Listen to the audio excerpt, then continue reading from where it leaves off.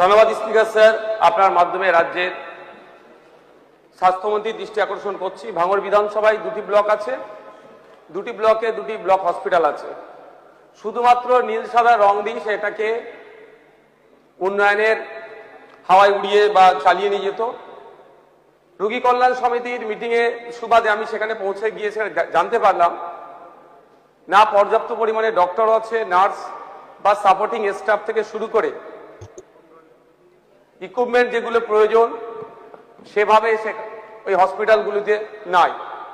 শুধু তাই নয় স্যার, আপনার মাধ্যমে আমি স্বাস্থ্যমন্ত্রীর দৃষ্টি আকর্ষণ করতে চাই, ওখানে প্রতি মাসে 50 থেকে 60 জন গর্ভবতী মা তাদের সন্তান প্রসব করে, কিন্তু ওটা নর্মালের।